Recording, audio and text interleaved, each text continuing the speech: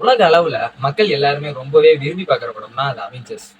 கடைசியா பார்த்தீங்கன்னா, அந்த படம் அவெஞ்சர்ஸ் எண்ட் கேம்னு ரிலீஸ் ஆகி மக்கள் மனசுல ரொம்பவே இடம் புடிச்சு, அதுவும் இல்லாம வசூல் சாதனை நல்லா படைச்சது. இந்த படத்துல பார்த்தீங்கன்னா, captain America, iron man, spider man, தார், அப்புறம் வில்லன் நம்ம தலைவன் தானோஸ். அவெஞ்சர்ஸ் எண்ட் கேம தரமா டைரக்ஷன் பண்ணவங்க தான் ருஷு பிரதர்ஸ். இதுக்கப்புறம் இத தொடர்ந்து பார்த்தீங்கன்னா, சமீபத்துல ரொம்பவே எதிர்பாராத விதமா அவெஞ்சர்ஸ் டூம்ஸ்டே படத்தோட அறிவிப்பை வெளியிட்டிருந்தாங்க. இந்த படத்துல பாத்தீங்கன்னா அயன்மேன் ரோல்ல நடிச்சு நம்ம எல்லார் மனசுலயும் இடம் பிடிச்ச ஒரு தலைவன் தான் ராபர்ட் டானி. ஆனா இப்போ வில்லனா டாக்டர் தூம் ரோல்ல நடிக்க போறாருன்னு சொல்லியிருக்காங்க. ரொம்பவே ஷாக்காகி ரொம்ப என்ஜாய்மெண்ட் பண்ணிட்டு இருக்காங்க. இந்த நிலையில பாத்தீங்கன்னா ஒரு ரொம்பவே முக்கியமான ஒரு செய்தி, அவெஞ்சர்ஸ் டூம்ஸ்டே படத்துல தமிழ் சினிமாவுல ஒரு முக்கியமான நடிகருக்கு ரோல் இருக்குன்னு சொல்லியிருக்காங்க. அது யாருன்னா வேற யாரும் இல்ல, நம்ம தனுஷ் தான்.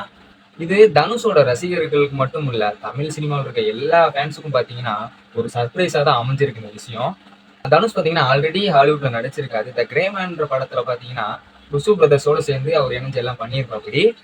அந்த படத்தோட ப்ரொமோஷன்ல கூட பாத்தீங்கன்னு வைங்களேன், தனுஷ்க்கு எந்த ரோல் கொடுத்தா நல்லா இருக்கும் அப்படின்னு நிறைய கேள்வி கேட்டுட்டு வந்தாங்க.